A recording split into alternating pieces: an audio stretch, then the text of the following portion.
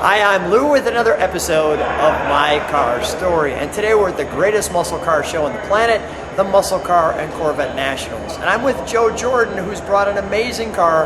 You're going to want to hear the story on this one. Joe, what year, make, and model is this? So we're looking at a 62 Plymouth Sport Fury Convertible with the optional Max Wedge engine. And there's how many of these? There were 13 built originally, and there's 2 known survivors. Wow. All right, there's only 2.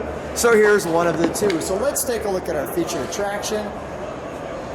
And Joe, first of all, how long have you had this car? So I found this car in a salvage yard in Montana in 1995, and it was basically just a body shell. And no interior, no exterior moldings, no drivetrain. And so it appeared to me that it was an original Max Wedge, but I didn't know for sure. Because in '95, nobody really knew how to document one of these cars as being that for sure. Let me just show this over here. Come with me, Joe, if you would. So this was this car. Yeah. So over time, you know, I bought the car, brought it back to Wisconsin, and Galen Govier was able to get the original IBM copy of the IBM card from Chrysler, and it verified that it was in fact an original Max Wedge car. And from there, I was able to go to the state of Montana, do a title search, and I was actually able to track down the original owner who still lived in Missoula, Montana. Wow. Let's keep talking with you. Let's take a look in the trunk though while we're doing that. Go ahead. So we actually have some trunk and treats too, and we're going to show when we get under the hood how you know if it's a Max Wedge car. Yep, that's an actual owner's manual that came with a Max Wedge car, and then Chrysler made a price book that featured just peculiar parts to a Max Wedge high performance engine and transmission.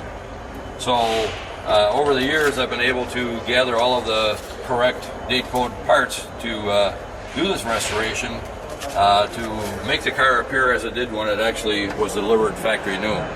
Wow. Sports Fury, production limited to assure its perfection.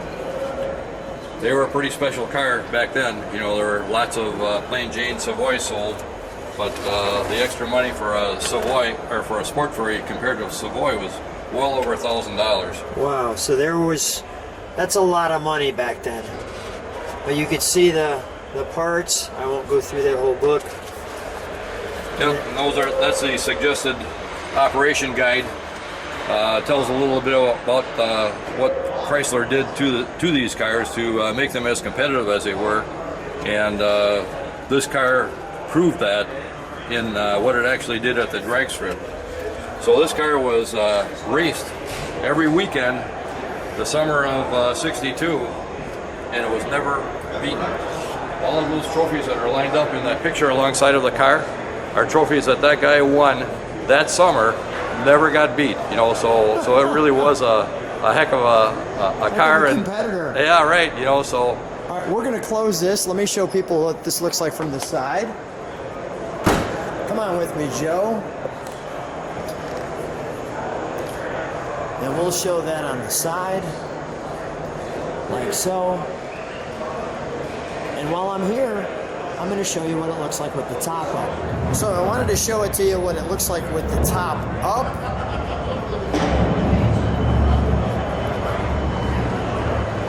Like so.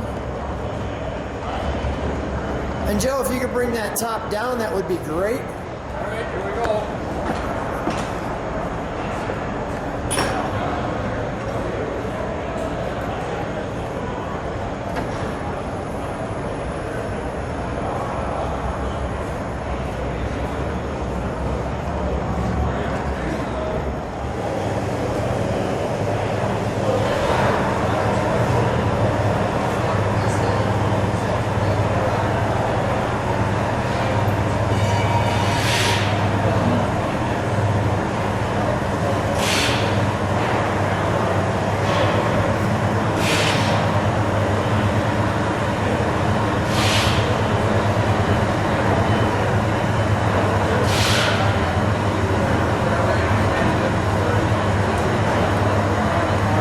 that's what it looks like with the top down.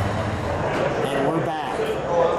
So you can see the chrome starting in the front, ending in the back. You have this piece right there in the middle. The great hubcaps, the Sport Fury Golden Commando. Yeah, there's a little bit of a story to that too. That emblem is peculiar originally to the 361 4 barrels, but then when they came out with this Max Wedge option in May of '62, all of these cars that got that option then have that special Golden Commando script, and they really upped the game when they went from a 361 4 barrel to a 413 with cross rams. Oh, I'm sure. Come on, let me take a look right at the front of this car. And just before we open the hood, wait for it. We're going to come to the interior for just a second. May I open it? Interesting how they put the mirrors way down there. Can you see well out of those mirrors that far? You can, believe it or not. Okay, go ahead, you can open it.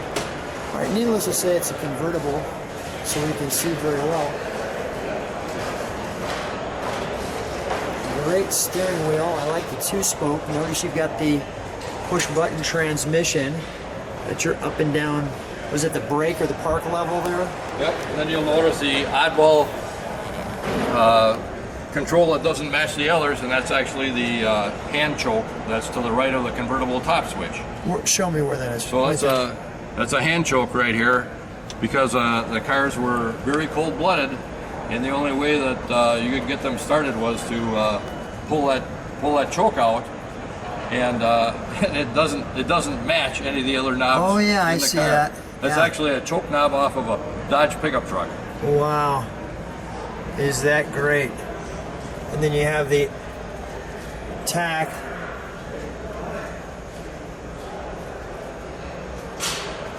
And the fire extinguisher, which looks time period correct. Oh, that is great. Let me take one step back from it just so that people can see this door. Surprisingly, it has power windows as well. Yeah, Which is very a really, unusual option in '62. yeah, really, really good. Now, let's take them under the hood, because that's how you found out that it was a Max Wedge. And tell them a little bit about the condition you saw this car in at the time. So when I saw this car, it still had mostly original paint, but it was absolutely dead. It was in a was junkyard. It was in a salvage yard, and it was just a body shell only.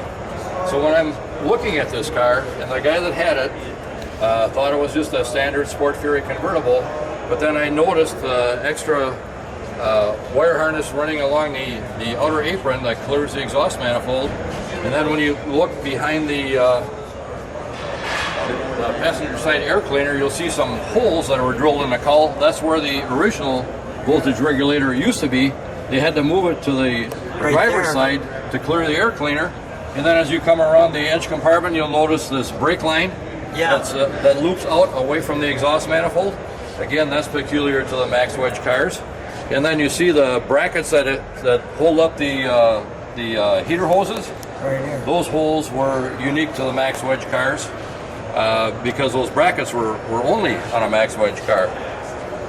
So and then it has the original fender tag, although at the time I didn't know how to control it.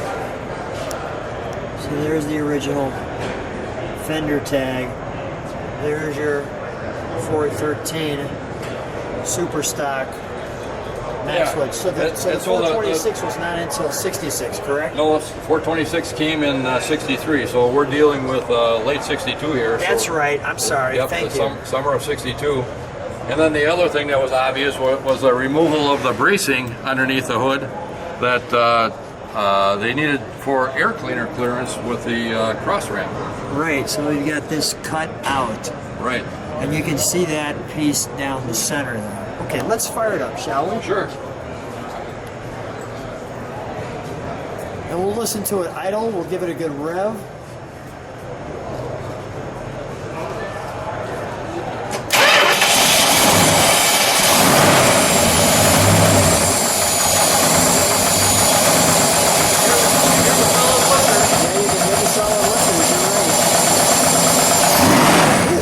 to Joe. Joe, let me listen to it out. Can you step on the brakes, Joe?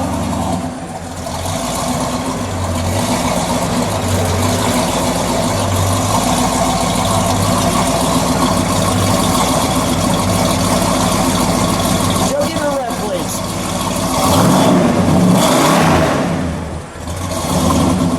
One more.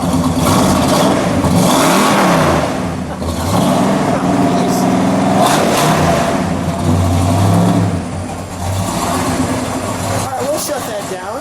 Yeah, it's a little cold-blooded yet. Joe, it still sounds great. I can see why this is a race winner. Yeah, so give it a chance to warm up, you know, and you'd actually be shocked, you know. So driving this car with the original tires on it, you pull away from a stoplight just under normal acceleration, the tires are going to be chirping. You know, it's really a fun car to drive. Joe, it is a blast. Is this your first time in the Muscle Car and Corvette National? This is my second time here. Second time. Yeah. Congratulations, an amazingly rare car. Thanks so much for sharing on my car story with me. What a treat meeting you. Thanks, Joe, for being on the channel. Thank you, Lou.